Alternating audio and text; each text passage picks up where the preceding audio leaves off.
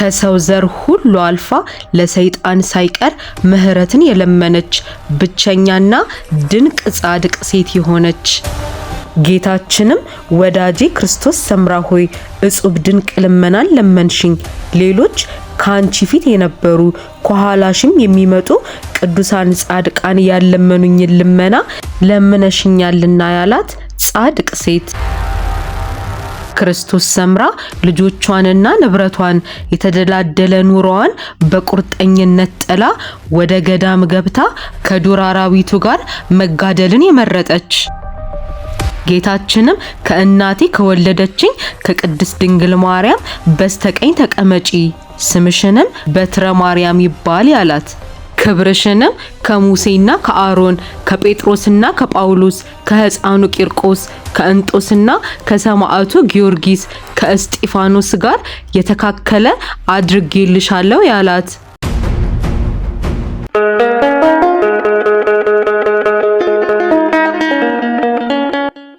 ሰላም የኢልማር ሚዲያ ተከታታዮች፣ ሄርሞን ነኝ። እንዴት ናችሁ? እግዚአብሔር ይመስገን እኔ በጣም ደህና ነኝ። ሀገሯ ኢትዮጵያዊ የሆነች በሸዋ ክፍለ ሀገር በቡልጋ ልዩ ስሙ ቅዱስ ጌ በሚባል የመኳንንትና የመሳፍንት ዘር ከሆኑ ከአባቷ ከደረሳኒ ከእናቷ ከእሌኒ ቅድስት ክርስቶስ ሰምራ ተወለደች። ወላጆቿም ደጋግና እግዚአብሔርን የሚፈሩ ነበሩ። ለአካለ መጠን በደረሰች ጊዜ በቤተ ክርስቲያን ሥርዓት ለኢየሱስ ሞዓ ልጅ ሰመረ ክርስቶስ ከሚባል ሰው ጋር አጋብተዋት 10 ወንድ ልጆችን 2 ሴት ልጆችን ወለደች። 12ቱን ልጆቿንም በክብርና በጥበብ በሥርዓት አሳደገች። ከዕለታት በአንድ ቀንም እርኩስ መንፈስ ያደረባት አገልጋዩን ከክፉ ስራዋ እንድትመለስ ብትመክራት አልሰማ ብትላት ክርስቶስ ሰምራም እጅግ አዘነችባት። ብዙም ሳትቆይ አጋዧ ሞተች። ክርስቶስ ሰምራም በእኔ ምክንያት ሞተች ብላ ነፍሰ ገዳይ ነኝ ፈጣሪ ማርልኝ ብላ ብታለቅስ አገልጋዩም ተነሳች። የክርስቶስ ሰምራ ዘመዶችም ባንቺ ጸሎት ምክንያት ተነሳች ቢሏት እናታችን ክርስቶስ ሰምራም ማን አስነሳሽ ብላ ብትጠይቃት ያንቺ አምላክ ብላ መለሰችላት። ክርስቶስ ሰምራም በዓለም ሳለሁ ሙት ያስነሳልኝማ ከሰውና ከአገር ወጥቼ ብለምነው እንዴት በሰማኝ ብላ ልብሰ ምልኩስናዋንና የመጨረሻ ወንድ ልጇን አገልጋዩዋ ተሸክማላት ይህ ዓለም ጠፊ መሆኑን በመረዳት ቤቷን ልጆቿንና ንብረቷን ትታ ሄደች። ከዚህ በኋላም በደብረ ሊባኖስ በየዱሩ በየዋሻው እየተዘዋወረች በጾም በጸሎት ተወስና ኖረች። ከዕለታት በአንድ ቀንም ልጇ በረሃብና በጥም ምርር ብሎ ቢያለቅስ አንስታ ስታጠባው መነኮሳቱ ሁሉ አሟት። ክርስቶስ ሰምራም ጣና ወደሚባል ጥልቅ ባህር ገብታ አብዝታ መጸለይ ጀመረች። ልጇም ከአገልጋዩዋ እጅ ላይ ቢወድቅ ቅዱስ ሚካኤል ነጥቆ ወደ ገነት አስገባው። ለክርስቶስ ሰምራም ተገልጾላት የተባረክሽ ቅድስት ክርስቶስ ሰምራ ሆይ ደስ ይበልሽ፣ በእግዚአብሔር ዘንድ ባለሟልነትን አግኝተሻልና ስለ ልጅሽ አትዘኚ፣ ዳግማዊ ቅዱስ ቂርቆስ ተብሎ ከሕፃናት ጋር በገነት ተጨምሮ አለና ብሎ ተናግሯት ወደ ሰማይ አረገ። ከዚህም በኋላ ቅድስት ክርስቶስ ሰምራ ከባህሩ ገብታ ሌትና ቀን ባለማቋረጥ ለ12 ዓመት ሰውነቷ የአሳ መመላለሻ እስኪሆን ድረስ ተጋደለች። የዓለም ሕዝብ ሁሉም ኃጢአት ሲሰራና ሲበድል ሲሰቃይ አይታ እጅግ አዘነች። ይህ ሁሉ ክፉ ስራ የሚያሰራው ጥንተ ጠላታችን ዲያብሎስ ነው። ስለዚህ እርሱን ብትምረው ይቅርም ብትለው ወደ ቀድሞ ቦታውን ብትመልሰው የዓለም ሕዝብ ሁሉ ይድን ነበር አለች። ጌታችንና አምላካችን መድኃኒታችን ኢየሱስ ክርስቶስም ተገልጾላት ወዳጄ ክርስቶስ ሰምራ ሆይ እጹብ ድንቅ ልመናን ለመንሽኝ።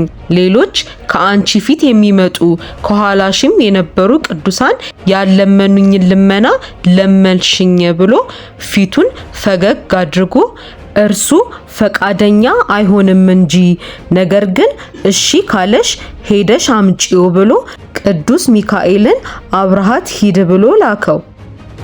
እርሱም እሺ ብሎ ሰይፈ ቁጣውን መዞ የክርስቶስ ሰምራን ነፍስ ከፊት አስከትሎ ከሲኦል ደጃፍ ደረሱ። ዲያብሎስንም በተፈረደባቸው ነፍሳት ላይ ተመሰቃቅሎ ተቀምጦባቸው አየች። ሳጥናኤል ብላ ብትጠራው ከብሬ ከተቀመጥኩበት በቀድሞ ስሜ ማን ነው የሚጠራኝ ብሎ ተቆጣ። እርሷም እኔ ነኝ ከፈጣሪህ ዘንድ ላስታርቅህ፣ ከዚህ ስቃይ ቦታ ውጣና በገነት ትቀመጣለህ አለችው። እርሱም በቁጣ የጮኸ ከቤትሽ ላስትሽ ብመጣ ያጣሁሽ፣ ደግሞ እኔን ከአምላክሽ ልታስታርቂኝ መጣሽ? ነገር ግን ይህንን ያደረገ የቀድሞ ጠላቴ ሚካኤል ነው እንጂ አንቺ ምን ጉልበት አለሽ ብሎ ቀኝ እጇን በግራ እጁ ጎትቶ ወደ ሲኦል አወረዳት። ቅዱስ ሚካኤልም በሰይፉ የሲኦልን በር ቢመታው ለሁለት ተከፈለ፣ ውስጡም በብርሃን ተሞላ። ዲያብሎስም ከነሰራዊቱ ጮሁ። በክርስቶስ ሰምራም 10,000 የሚያህሉ ነፍሳት እንደ ንብ ተጣበቁባት። ቅዱስ ሚካኤልም ክርስቶስ ሰምራን ነጥቆ ወጣት።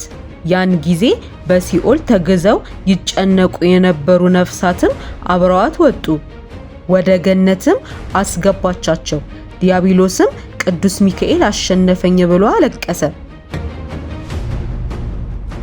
ከዚህም በኋላ ጌታችን ወዳጄ ክርስቶስ ሰምራ ሆይ ዲያብሎስን ድል አደረግሽው አላት። እርሷም አዎን፣ ባንተ ቸርነት በቅዱስ ሚካኤል ተራዳኢነት ጥቂት ምርኮችን አገኘሁ አለችው። ጌታችንም አንቺ ከወለደችኝ እናቴ ከድንግል ማርያም ጎን በስተቀኝ ተቀመጭ፣ ስምሽም በትረ ማርያም ይባላል አላት። እንዲሁም በየቀኑ 3 እልፍ ነፍሳትን ከሲኦል እንድታወጪ አስራት ሰጥቼሻለሁ አላት። ነፍሷም ወደ ስጋዋ ተመለሰች። ከዚህ በኋላም 12 ዓመት በባህር ውስጥ ጉድጓድ ቆፍራ 3 ጦር ጎንና ጎን ተክላ እየሰገደች የጌታችንን ስቃይ እያሰበች መጸለይና መጾም ጀመረች። ሰውነቷም በጦሩ ተበሳስቶ አልቆ በ375 ዓመቷ ነሐሴ 24 ቀን አርፋለች። ጌታችንም እናቱንና ቅዱሳን መላእክትን፣ ሰማዕታትን፣ ጻድቃንን አስከትሎ ወደ ክርስቶስ ሰምራም መጥቶ ቃል ኪዳን ሰጥቷታል። ይኸውም በስምሽ ለተራበ ያበላና ያጠጣ እኔ በዕለተ አርብ ከተቆረሰው ስጋና ደሜ አጠጣዋለሁ። ስጋሽም ከተቀበረበት መጥቶ የተሳለመ የእናቴን መቃብር እንደተሳለመ አድርጌ ቆጥርለታለሁ። አንቺን የወደደ እኔም ወደዋለሁ። ቶማስ የተወጋሁትን ጎኔን በእጁ ዳሰሰ፣ አንቺ ግን በአፍሽ ጠባሹ። ከዳሰሰና ከጠጣ የትኛው ይበልጣል? ስለዚህም ክብርሽን ከሙሴና ከአሮን ከጴጥሮስና ከጳውሎስ ከሕፃኑ ቂርቆስ ከእንጦንስና ከሰማዕቱ ጊዮርጊስ ከእስጢፋኖስ አድርጌልሻለሁ ብሎ 10 አክሊላትን አቀናጅቷታል።